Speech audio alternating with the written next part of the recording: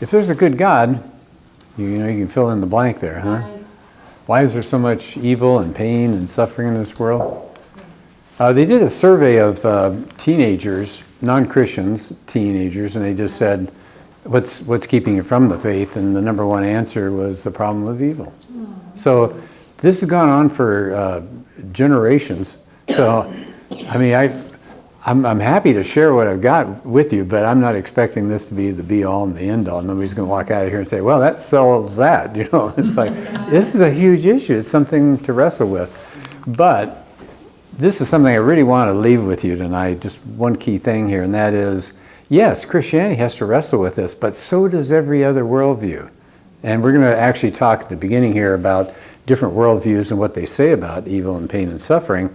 And I think Christianity has the most solid answer of them all. So it doesn't mean it's perfect, and we'll still walk out of here scratching our heads, but at least we can talk about some things to do with pain and suffering. So here are the 4 answers. I'm going to just take 4 answers. So every worldview has come up with some kind of answer. I'm just going to use these 4, though, to illustrate the fact that I don't think these are really good answers. But you got the atheist that says, there's no God, so who are you going to blame, right? You're on your own anyway. Evil's an illusion. That's the Eastern faith, like Hinduism. He'd like to help you, but he just can't because he's not as powerful as you think he is. He cries for us, he's sympathetic, but he can't help us out. There's a book that came out, maybe you saw that years ago, called When Bad Things Happen to Good People. It was a rabbi, and we'll talk about that in just a second. So his answer is that God's a little more limited than we think he is. And then you got Islam, who said, hey, don't be surprised that there's pain and evil and suffering. God's the one that's doing it. He's not all good. No, he's not all good. God is not good? Not all good. Not according to Islam. I'll give you some examples here in a minute. So let's take the first one here about the atheist perspective. I'm back to Richard Dawkins. Dawkins is my go-to guy. He's always the go-to guy because he talks a lot. And frankly, a lot of other atheists aren't real crazy about him and don't think he's the sharpest tool in the shed. But he gets a lot of publicity. He puts books on bestseller lists, and also somebody's always quoting Richard Dawkins. So here's what he has to say about the problem of evil and suffering. In a universe of blind physical forces and genetic replication, some people are going to get hurt and other people are going to get lucky, and you won't find any rhyme or reason to it nor any justice. The universe we observe has precisely the properties we should expect if, and this is a big if, there is at the bottom no design, no purpose, no evil, and no good. Nothing but blind, pitiless indifference. DNA neither knows nor cares. DNA just is, and we dance to its music. That's pretty sad. So go and enjoy your life. This is a wonderful way to live your life. But, there's things that we should be asking an atheist who shares in this idea. And frankly, if you don't have a God, he's just being pretty plain and blunt. But that's what you're left with. Without a God, it's a purposeless universe. Can you think of any problems with that view, by the way, before I list a couple of questions that you might want to ask? Well, it's interesting. If you approach them, you ask them, why do you believe that? Why are you an atheist? They can't answer the question. In a lot of the cases that I came. Oh, is that right? No, that's because interesting. they, maybe haven't thought it through. They haven't thought through it. Yeah. And they don't expect people to ask them the question. Yeah. About atheism. If they ask about, well, why you're a Christian, oh man, we can open up the whole world to them. Yeah. But when you approach an atheist about it, they don't expect people to ask them any questions. That's a really good point. Next week, we're going to talk about conversations with non-Christians and things we can do. And that's one effective thing is just ask some questions. I don't know why we always have the responsibility to have every answer. Sometimes if they're the ones who make the claim, maybe we should be asking them to back up their claim. Trace? Well, that's the thing. They often claim the default position. They always feel like, well, unless you can prove to me that there is a God, why should I believe one? And so... They're throwing the problem to you? Right. Yeah. And so we kind of have to stand our ground and say, well, no, you don't get to claim the default position. Yeah. I think, and then maybe lay out a simple argument as to why Christianity is at least plausible and it deserves the position of default as the better explanation Yeah. compared to, we just don't know yet. Yeah. Yeah, Eric? I'd ask him why he doesn't believe in evil. Oh, good. Yeah, I'm going to go down that road here in just a second. Yeah. There's a big problem there. They can't claim anything's evil because evil says there's a standard out there, not just how you feel about it. The atheist just has to say, I just don't like these things, like racism and things like that. Rich, oh, somebody, yeah. How are we created then? I mean, how did we get here? What does an atheist say about how life gets here? Well, they'll go with the Big Bang, and then they'll have a pond that gets kind of warm, and lightning hits, and then the molecules form, and life treks off, and everything's Who cool. started all that? Yeah. Well, it's a great fairy tale. But anyway, well, we could ask this: do you agree with what Dawkins said, which the atheist is going to have to do? There really is no true evil, which is what Eric was talking about. Really, is that what you think? Was Hitler? Bring Hitler in. I talk about that all the time. You got to bring Hitler in. Pick the worst person possible and say, was Hitler just dancing to the music of his DNA? We don't believe that for a second. We say this was an evil person. We don't say, oh well, he's dancing to his DNA. Nobody says that about Adolf Hitler. Or pick out your favorite villain of history, Stalin, just dancing to his DNA. Why do we think he was a terrible creature? Because we think he had free will and he could have done something about it. He's not just a total robot dancing to his DNA. And then what about, like I mentioned before, what about racism and sexism? Are these just things you don't like? I don't think anybody believes that. They say, no, these are wrong things in our society. Well, if they're wrong and it's sinful and evil, then now you got a problem if you're the atheist. How can you claim something is evil? By the way, here's a good question. Okay, let's take God out of the equation. You don't think there's a God. Did that solve the problem of evil for the atheist? They're still dealing with the evil, except they've got no answer. Bertrand Russell, who's a pretty famous atheist, he thought he really had Christians one time. He lived a long time ago, about 1900 or so. But he said, you Christians, you come into a room of a dying child, and mother and father are there in tears as their child is dying. What are you going to say to those parents? Well, I'll tell you, we'll get to that in a few minutes, but what does the atheist say? Tough luck. Sorry. At least she'll be out of her suffering in a while. But, I mean, you talk about a hurt person there. Is this going to provide a much, comfort? I don't think so. So what would they say at the bedside of a dying child? How about Eastern religions? Well, they say, as I mentioned before, there's something called Maya, especially in Hinduism, that it's all just an illusion. Evil is an illusion. It's not real? No. Everything around us is an illusion. So then good must be an illusion also. Yeah, and what do you do with something like this? Is a picture taken of a concentration camp, and really, the Holocaust is an illusion? And think about what that does. It forces the outcome of these religions then is to say, well, if there's evil and pain and suffering, it's not real anyway, so they step around people. So you've got Calcutta and some of these places around the world where there's awful things going on to these people. They're either paying off karma, they'll see it that way, or they'll say, it doesn't matter, right? It's not real anyhow. But you got somebody like a Mother Teresa who comes in and takes care of people who are down and out. It was the Christians that started back in the Roman Empire taking care of the lost and the confused and the ill and the deadbeats of society. And the Roman people noticed that. They looked around and said, wow, these Christians are taking care of the ones we don't think that much of. How about the he'd like to help but? That's a guy named Rabbi Kushner. He lost a son. I mean, of course, that's tragic. He lost a son. And so he wrestled for a long time. It was a real gut punch to him. And he was trying to figure out, so what do we do? Why isn't God involved in taking care of all these things? So his answer was, God isn't big enough. He's not all powerful. So what kind of God is this? A God with limits? He can create the world, but he can't take care of these other things. So it seems to me, if he can't get us away from suffering, he's not going to help us in the middle of suffering either, is he? This is a pretty limited God. It seems like an awfully small God to depend on. And then I mentioned Islam. This is what they believe. It's Allah who leads astray, and he brings damage. He's like Satan. He wills evil. He's the sovereign monarch. We're just slaves. Our job is to shut up and do what he tells us to do. Islam is submission. That's the word, talking about submission. So this is not the kind of God that is weeping with us when we go through tough times.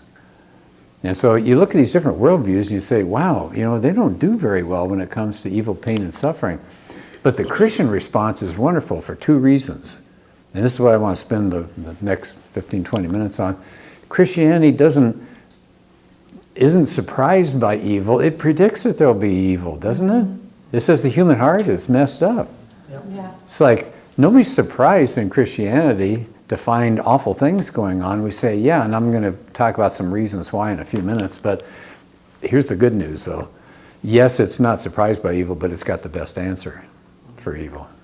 So it's sitting on both ends, I think, really well.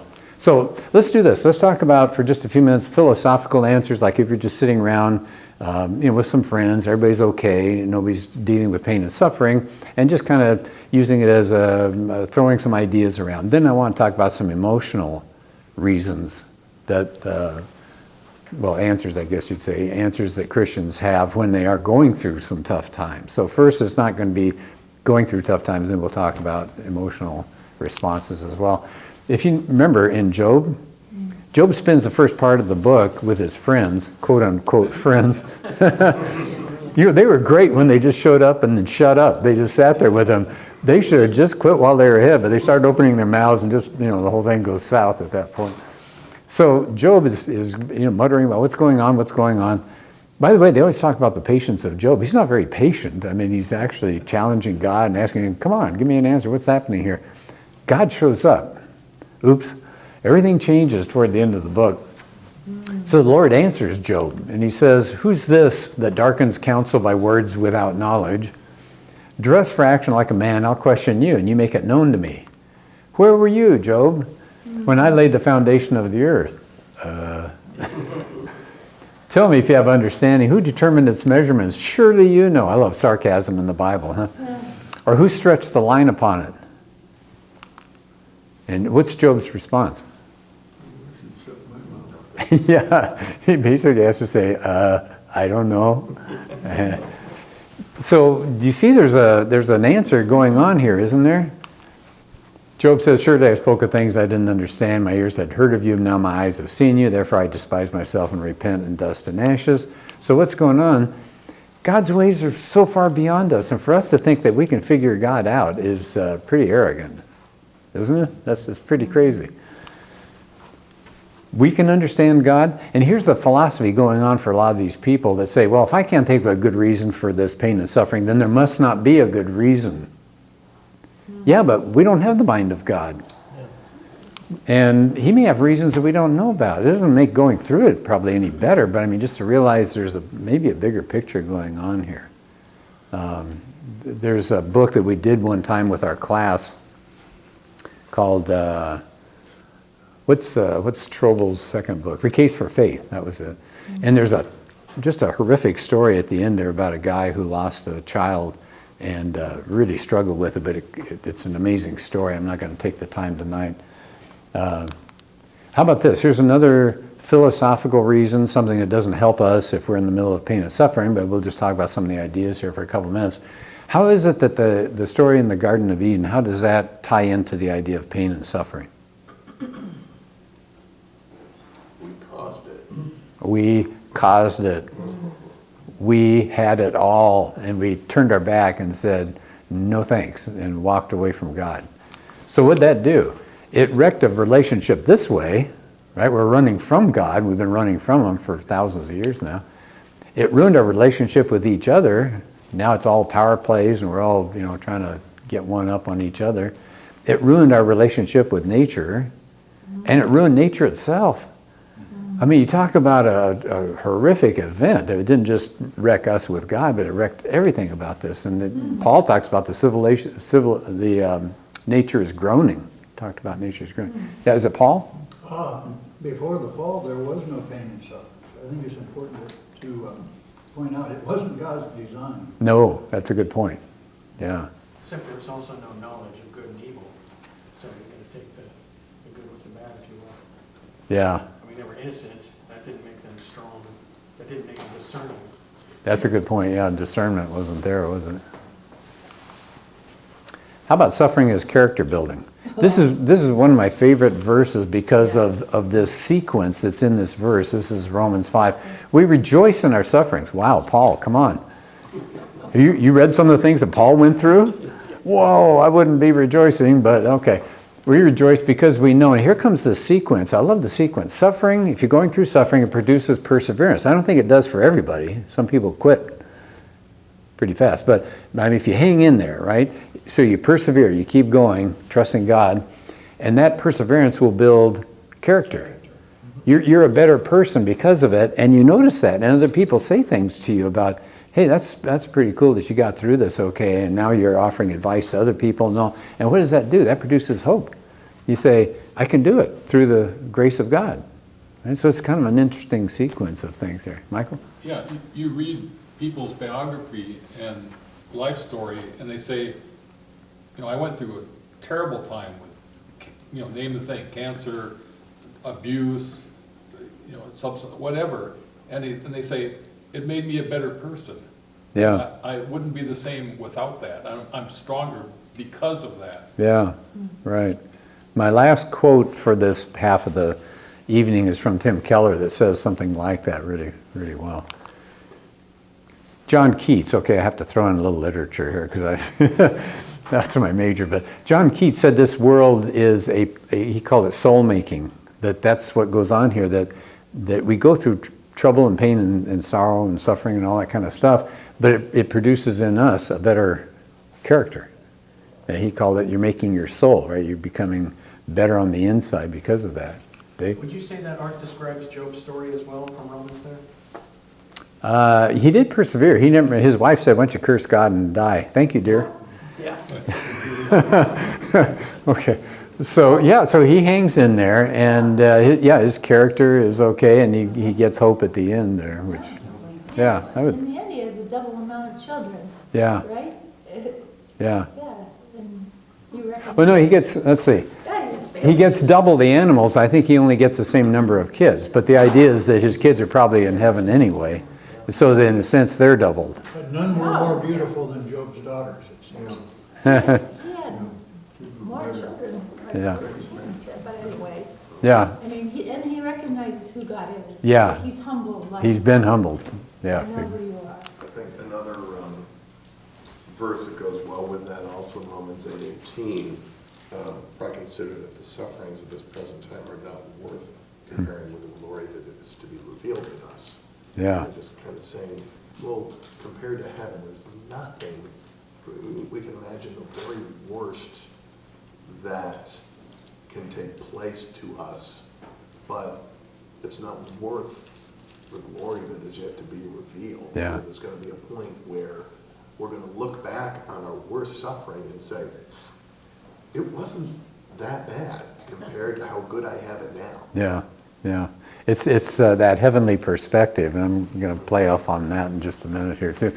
Another argument you can say for going through pain and suffering is God apparently did not want us to be puppets or robots. Mm-hmm. So, He wants free will for people. That's a big deal to God apparently, which does allow for a lot of freedom. So that's great, so we can go out and do things. The catch is we can do some terrible things because of that free will. But it also gives us, love. If there's no free will, then there's no love. If you're just programmed to fall in love, like the Stepford Wives, anybody remember that old movie? The guys wanted to program the women so that they would respond to them. And it's like, well, that's not real love. And courage is not really courage if you can't help but do whatever you're doing here. So God apparently thinks this free will thing makes us human because it allows us to interact and do these kinds of things. An atheist will sometimes say, well, if God can do anything, He could have created us such that we would have free will and yet not sin. And what they don't understand is that God can do anything he wills to do, but there are certain things that he can't do, including creating a logical contradiction. Yeah. And having free will, but without the desire or capacity to sin, in itself is an oxymoron. Yeah, it's like It's a logical contradiction. God can't do a square circle, Yeah. right? That sort of thing. So let's talk about a few emotional answers that we can have that Christianity provides when people are going through tough times. It's humbling, isn't it? Job found out. It really is humbling. Think about Paul. He was the best of the best as far as it went, as far as his Jewish position went. And he said, to keep me from becoming conceited, it was giving me a thorn in my flesh. And he prayed and he prayed and he prayed. And God said, nope, you're going to have it. That's the deal. In fact, God says to him, my grace is sufficient for you. Right? So don't depend on yourself, depend on me. But it's really humbling. I've got stories in my own life getting humbled more than once. Here's another Christian answer. Going through something terrible allows us to reach out to other people, doesn't it?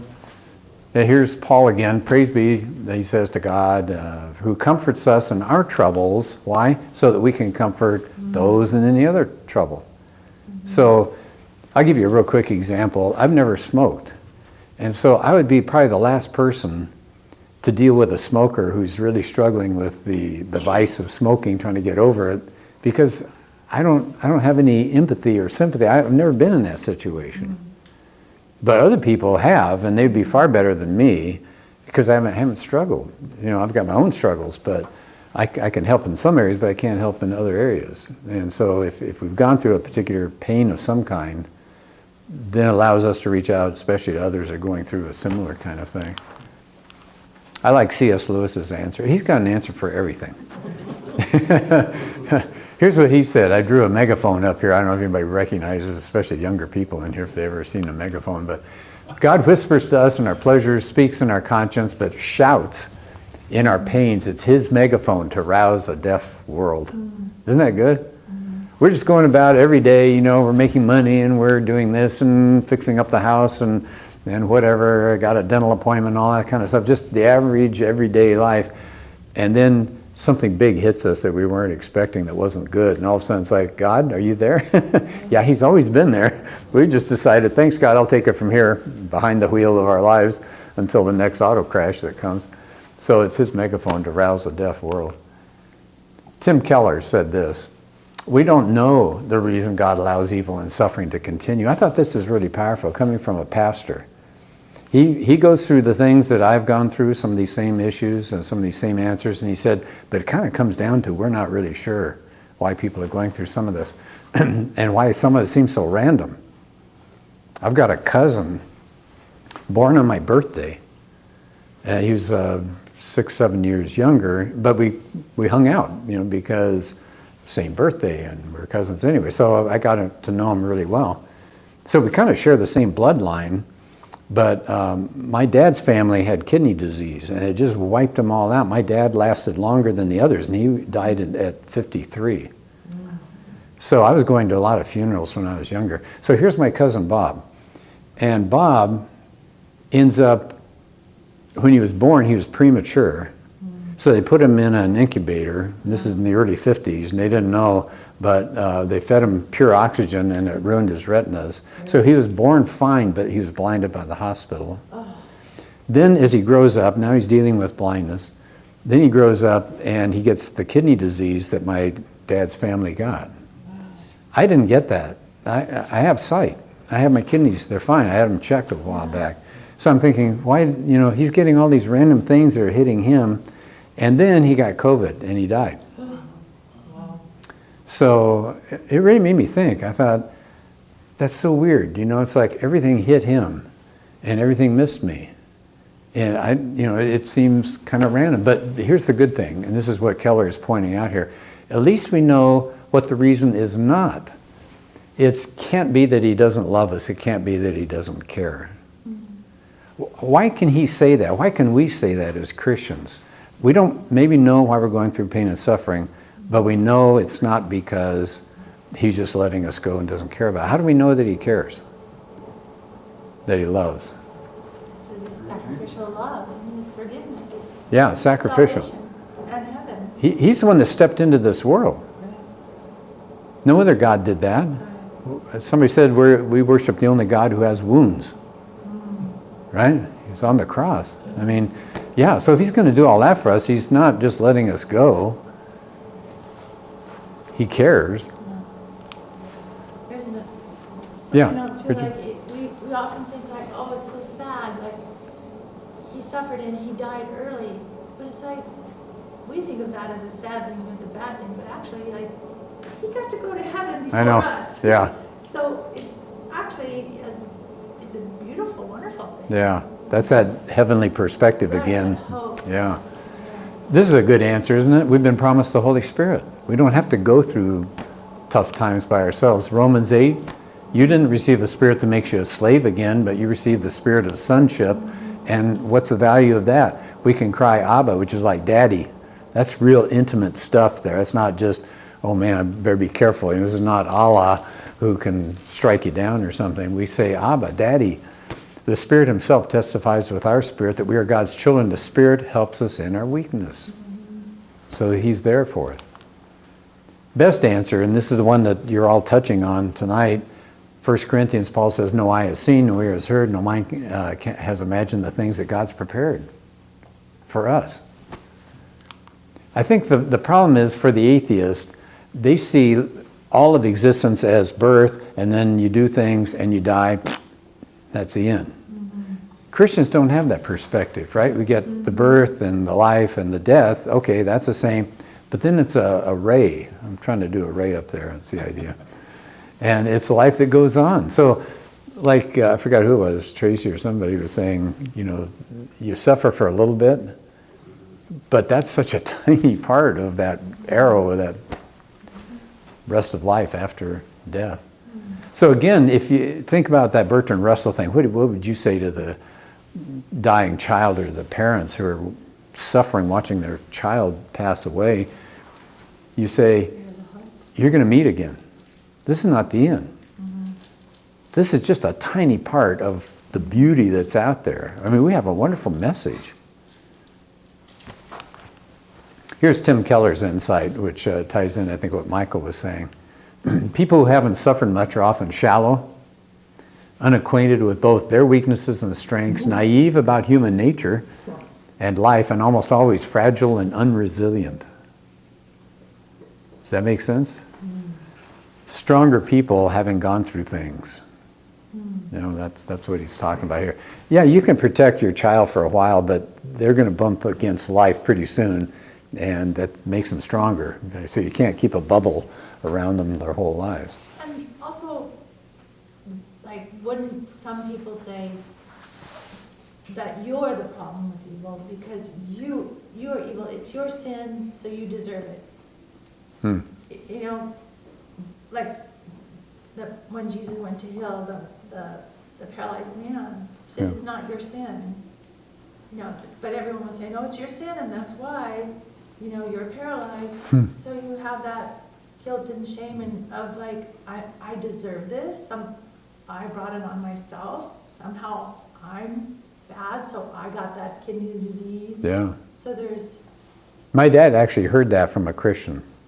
you know, Said, why don't you kind of figure out what's sinful, what's going on in your life that you've gotten this disease? Boy, that didn't set well with him. same with Job's friends. Job's friends the same way. thing. Do you remember when Jesus is walking with disciples and they see a blind person and the disciples got this whole thing figured out and they said, hey Jesus, did this guy sin or did his parents sin? And Jesus says, you got it all wrong, guys. One more time you've stepped in it. That's not exactly what's going on here. Okay, so that's it for the pain and suffering. And like I said, this is just scratching the surface. Randy Elkhorn has a really good book. I'll send you all, the notes on this in far more detail. But Randy Elkhorn has a really good book on, I think it's just called If God is Good. And he wrestles with these things that we're wrestling with. So, no way am I suggesting we got it all figured out. We walk out of here going, well, took care of that. So this is just to begin thinking about it.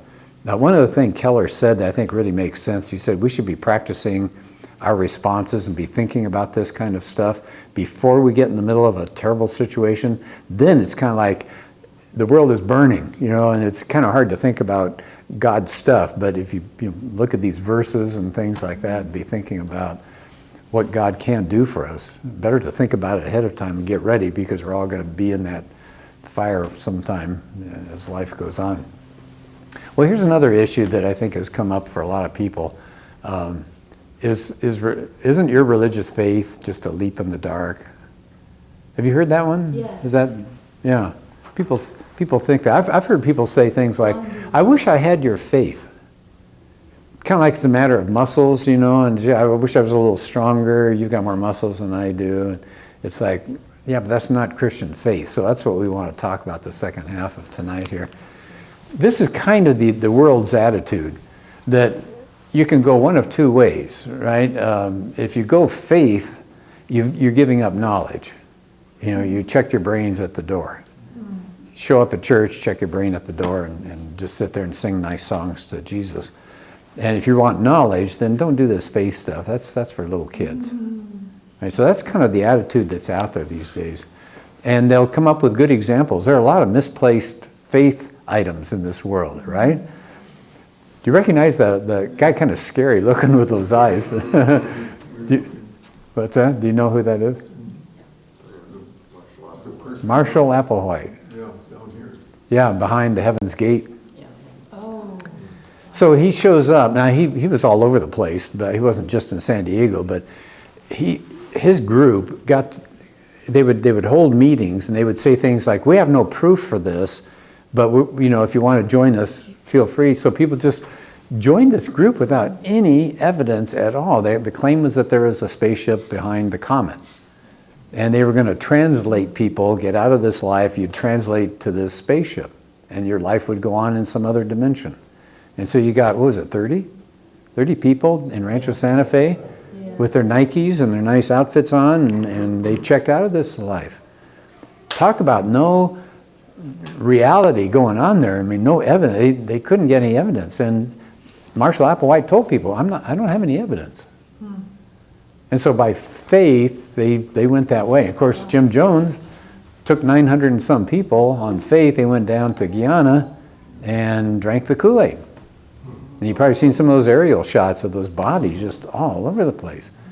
Talk about misplaced faith. And we've seen it over and over again. Adolf Hitler promised a lot of stuff. I mean, so there are a lot of misplaced faith situations in this world. But that's not biblical faith. And that we've got to get that message out there, because a lot of people think, yeah, that's what you guys do. You shut your eyes and just hope that it's going to be okay. No, it's not. Biblical faith starts with evidence. It starts with physical evidence, some kind of evidence, and that leads to knowledge. So you go, oh, okay, I see what's going on here. And that leads to I wouldn't use that word faith, I'd use the word trust.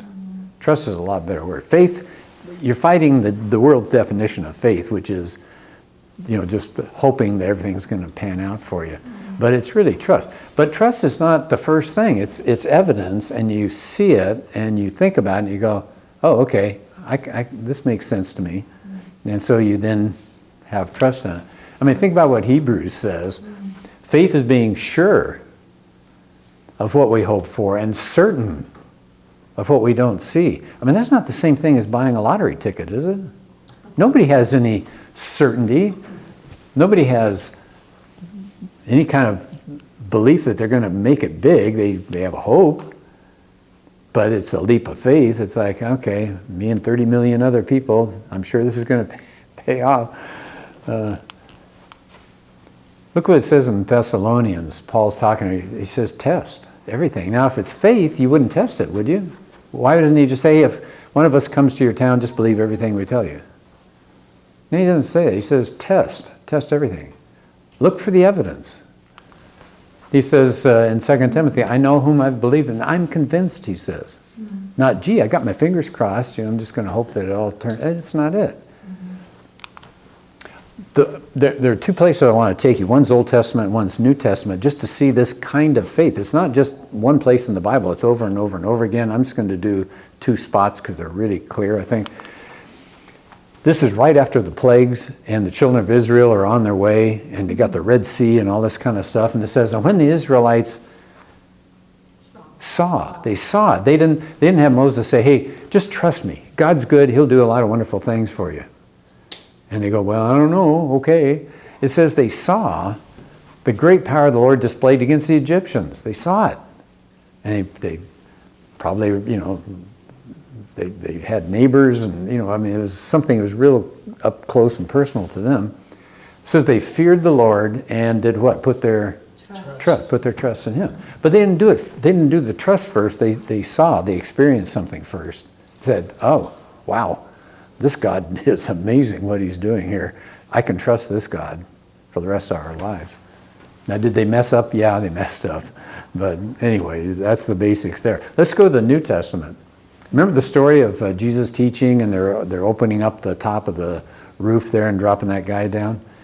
I always thought that would just be a really fascinating scene to watch. Jesus is talking here, and stuff is just starting to fall down, and people are going, wow, what's happening here? So anyway, so Jesus is preaching.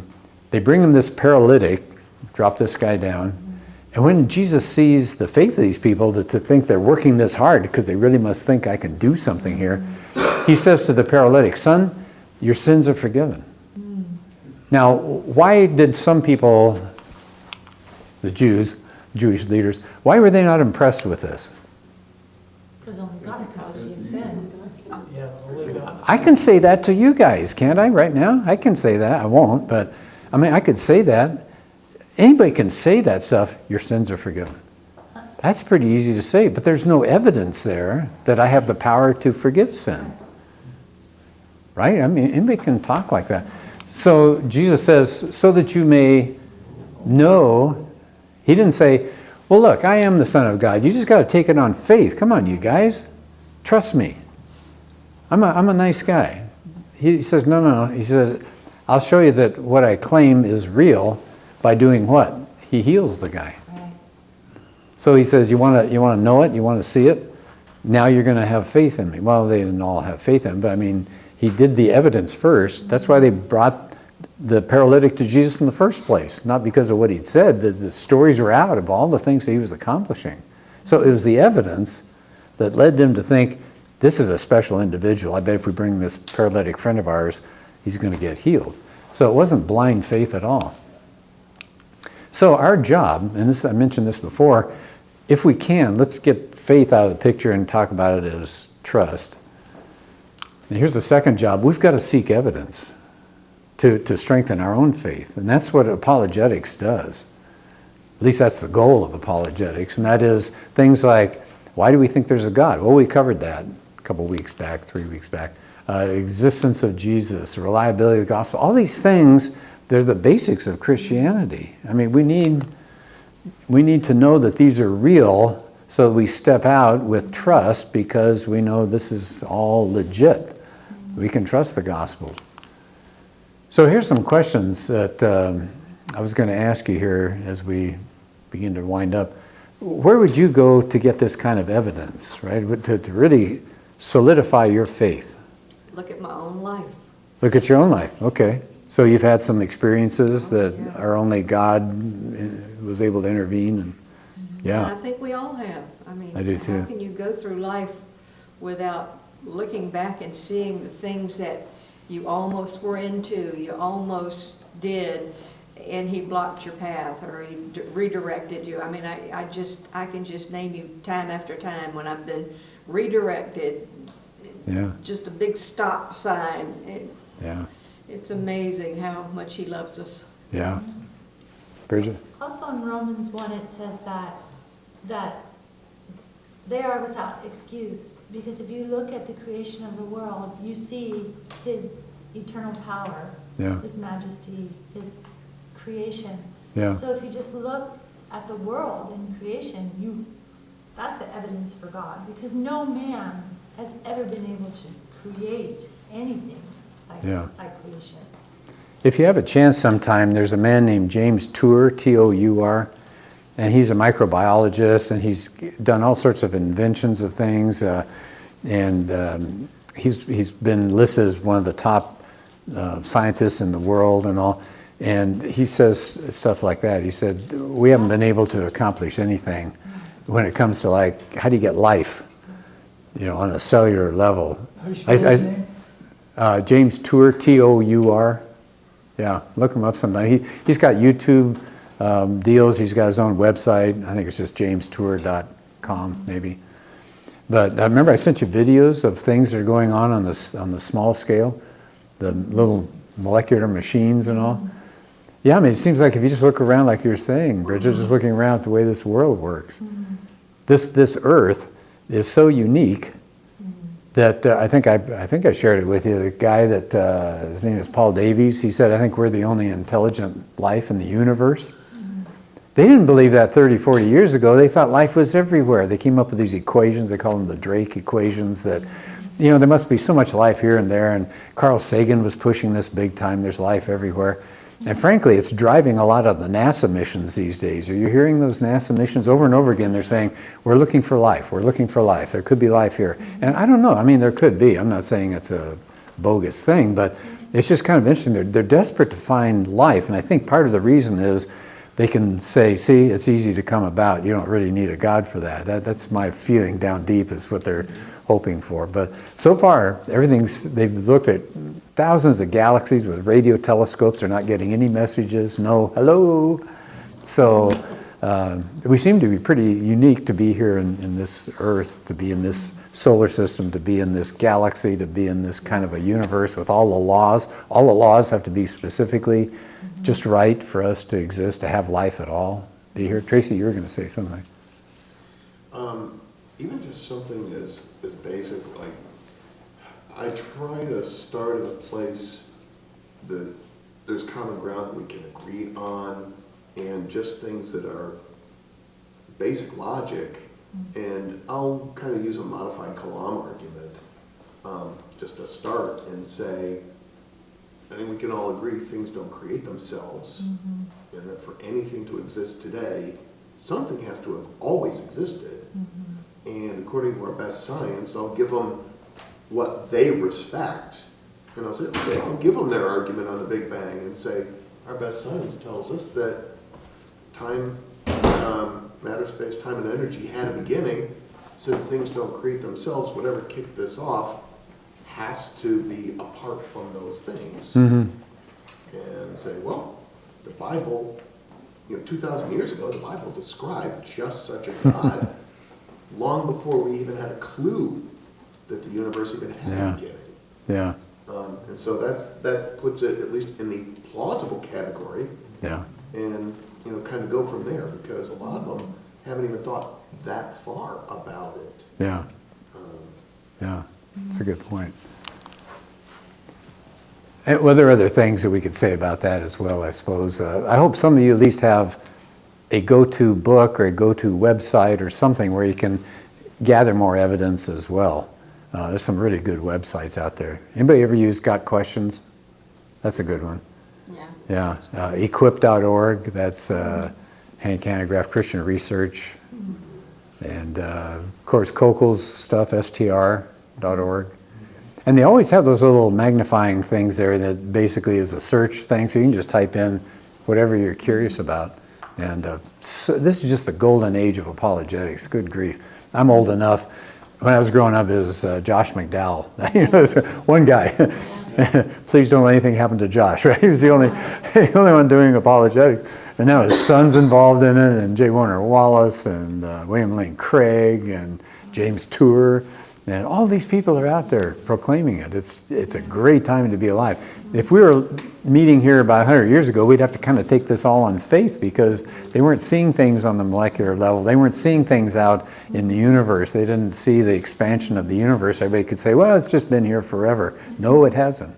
Right? It's expanding. If you take it back, you're back to that singularity. And also, he's given us his word, and in it he says, I am God, I'm he. And then there's all the archaeology, all the manuscripts, all the history. Yeah. That proves all of that. So, you know, the Holy Spirit, Yeah. through God's word, you know, so. Did I mention that book called Unearthing the Bible? Did I mention that one in this class? It's a really cool book just to look at. It's that was the Old Testament, and then I think he's got another one on the New Testament, so I just have the Old Testament. But he has beautiful, I say he, his name is Titus Kennedy. He's the author. He's an archaeologist himself. So he's out there digging in the dirt in the Holy Land and all. So he's come across not come across, I mean, he didn't find them necessarily, but he just lists all these things that tie into the Bible that years ago people said, oh, come on, right? You got all these names and these battles and these leaders. Who knows where any of that stuff happened? And it has. I mean, they keep finding this stuff over and over again. Do you know there's an Egyptian list of servants in a household, and they have Jewish names? So, really? Right, so maybe there really were Jews that were in Egypt? Well, didn't they find chariots underneath the Dead Sea? You know, I've heard that, but I've also heard that I'd be very careful on that one, but Okay. you check it out and see what you find. So anyway, yeah, so I'm going back to your archaeology one, because that's amazing. Years ago, they didn't have any reference to Pilate outside the Bible. Now they've got the Pilate stone, you know, with his name on it. I mean, it just goes on and on and on, the stuff that they find, just Old Testament and New Testament. At one time they said there were no such people as the Hittites. The Bible talked about the Hittites, and they poo-pooed that. Where'd you get that? Now they found the Hittite Empire. Oops. You know, I mean, these things just, you'd think they'd just learn to be kind of quiet. They've got seals that were used to take a wax impression, you know, to seal a document and all. And they've got, help me out, maybe if you know this, it's one of the Old Testament prophets, and they think it's actually his seal. Do you know they've got a scrap of Ezra, wasn't it? is it Ezra? Might be. They've got a piece of pottery that has the name Goliath on there. Oh. And it was found in the Philistine area. Now, it doesn't mean it's the Goliath. They said maybe there were, you know, other people named. But I mean, there you go. I mean, it's stuff that keeps getting found outside of the Bible that ties right in. You go, bingo. Yeah, Eric? Well, they used to think that, you know, David and Solomon were mythical kings until they found Stella, where the Assyrians are saying, I beat him up. Yeah. If you're a king, you don't sit there and say, I beat up somebody who doesn't exist. Yeah. I mean, obviously, they're claiming to have beaten a real person. Yeah. Yeah. I mean, you know, anyway, I find this stuff really fascinating. And I'm not asking you to say anything out loud, but we all ought to be thinking about our level of trust. You know, if it's a strong level or a weak level or whatever, because there are all sorts of ways that we can strengthen our own trust. I'm just curious, because this might be a question that we could consider for our apologetics in the future. So you may not even think of anything at the moment here, but is there any area of Christianity that you say, it'd be interesting to spend a little time on that to sort of create a little more trust for us? So we're talking about evidence leading to knowledge, which ends up with trust. Can you think of anything like that that would strengthen your faith in some way? Yeah. You just touched on it. Archaeology is fascinating, and like you say, there's more every decade. There is. Yeah. Amazing stuff. So that's interesting to you? Yeah, check out Titus Kennedy's book, Unearthing the Bible. And there are other books like that, but yeah. Any other area that you'd say you haven't spent much time on, or you haven't thought about it much, but it'd be kind of nice to know, or might help for faith and all? Well, my faith always grows when I read about missionaries, and I read about where they've gone, how they have shared the word, how people have been transformed from like a complete evil culture to a culture, I mean, you know, getting rid of demonism and becoming Christians and spreading the word of God and translating it, and it's just, it's mind-blowing to see the transformation, and that increases my faith. Oh, I'm with you. You know. We had a person at Emmanuel Faith years back named Bruce Olson who came and spoke. Anybody recognize that name? Oh, yeah. You remember that? Yeah, wrote a book. He wrote a book, and it's called Bruchko, because that was what the natives called him. And his story is just, it's not that thick a book, but I guess what really knocked me out about the book was somehow we think that all these natives are peaceful and that Christians come in and make them feel bad for not wearing enough clothing or whatever and make them change their ways and ruin their society. It's just the opposite. Like Bruchko's case, these people were frightened to death because of evil spirits, and there were some awful things that were happening there. And Christianity comes in the form of Bruce Olson. He changed that village around until that fear of those evil spirits was gone. They were in there helping these people with hospital care and medical needs and things like that. I mean, the missionary and literacy missionaries have done some amazing things. I would really recommend the book Bruchko. Then there are 2 books by Don Richardson. Yeah. You read those? Yes, Peace Child. Peace Child. Oh, yeah. Peace Child is just him doing his thing with Papua New Guinea, I think is where he was. But he's got a second book called Eternity in Their Hearts. Yeah. You've got to read that one. It is amazing. He goes culture after culture after culture around the world, and you find out these people are often worshiping, but they don't know what they're worshiping. It's just, they're just worshiping something. And they said, we've been told that somebody that has banana leaves is going to come in, and change our society. And here comes a missionary, and he opens his Bible, and they're going, hey, those are the banana leaves. Or something like that. We've been looking for you. Yeah, we've been looking for you. They've been worshiping, but they didn't know what they were worshiping. And here comes the missionary, and there they go. So it's called Eternity in Their Hearts because it ties in that verse in Ecclesiastes. It says God's placed eternity in our hearts. So here are these people trying to worship, not sure what they're worshiping. And anyway, so there's just a ton of really, you just really go, wow, going through the whole book. Yeah, so that's a good area as well. Anyway, so these are things, just if there's an area that, you can always email me too, if there's some area you think of, and I can either shoot you some book ideas, or we could maybe take it on sometime, as our apologetics class. And then here's something I'm curious about as well. What parts of Christianity do you think your non-Christian friends are the most skeptical about? If you talk to anybody who's not a Christian, do they say, well, yeah, but is there anything that's causing them maybe to hesitate and say, no thanks? Where to start? What's that? Where to start? I could list a dozen different areas. Well, If they can pick it apart, they will. the problem of evil, like, as doctors and nurses, why is there so much death and suffering, and how can God be good? Yeah. And that's a hard question. It is a hard question. For my family that are in the medical field, Yeah. they don't know how to answer that. But from the outside, they don't have an answer either. I mean, their answer is worse because they have no solution to the problem either, whereas Christianity does. But yeah, that's a biggie, isn't it? You know what strikes me, maybe I should have changed this a little bit. I don't know that people are really skeptical about Christianity. I think they're apathetic.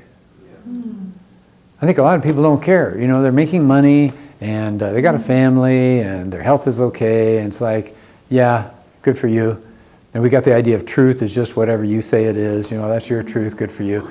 But I've got my new car, I've got my house, I've got a dog. I mean, whatever it is, everything's okay. And it's really hard to break through that kind of apathy. And you're being told today as a Christian, you're being told, keep your faith private. Go ahead and worship your Jesus in your house, but don't come out here in the public square and act like, you want to change us. So I think it's actually beyond apathy now. There's real resistance, some real hostility out there to it. I think, too, like, if you don't recognize that you are a sinner, you don't know that you need a Savior. That's a good point. So there's a whole human element of, I'm fine, I'm perfect, I don't need anything. Yeah. I can handle it all by myself. I don't need a crutch like Jesus, Yeah. And always taking care of myself. Yeah. Being your own God, I guess. Yeah. So you never recognize that you are a sinner, and Yeah. nobody recognizes it because you're always putting on that, face of, I'm fine, I'm perfect, I don't need anything. Yeah. And it's hard to walk up to somebody and say they're a sinner. Yeah, Not very popular these days. And to talk about hell, yeah. nobody wants to talk about hell. Pastors are walking away from that topic. Except it's such a relief to know that you're not perfect. Mhm. And nobody's perfect. Yeah. Everyone else in the world, there's no one perfect in this world, and isn't it a relief to know that? Yeah. Like, oh, wow, great. Yeah. I can be a human being, I can be normal and fail. Yeah. That's part of being a human being. Yeah. you know? Yeah, we put on that false face, don't we? They'll play the I'm only human card when they get caught at something that they can't wriggle out of. I'm perfect until you prove I'm not. I'm only human. Or you blame it on someone else. I think too, another thing is that some like, to answer this question, what parts of Christianity would your non-Christian friends be most skeptical about is why people can go out and do these heinous things and then get forgiven. And so that's, the Christian friends that I have, like, struggle with that. Like, why is that? Why would you be forgiven for that? I was just reading about Jeffrey Dahmer. You know, he supposedly became a Christian and got beat to death, I guess. But there were some people really upset at that. They said, what's with Christianity? This guy's terrible his whole life, and one little change, and he just says this little prayer, and he's okay. Whereas I'm okay. I'm no Jeffrey Dahmer. I love those things. You know, I'm no Adolf Hitler. Great, that's a good standard. But, you know, they say those kinds of things because they're dealing with that sort of issue there, you know, about, well, I'm better than that.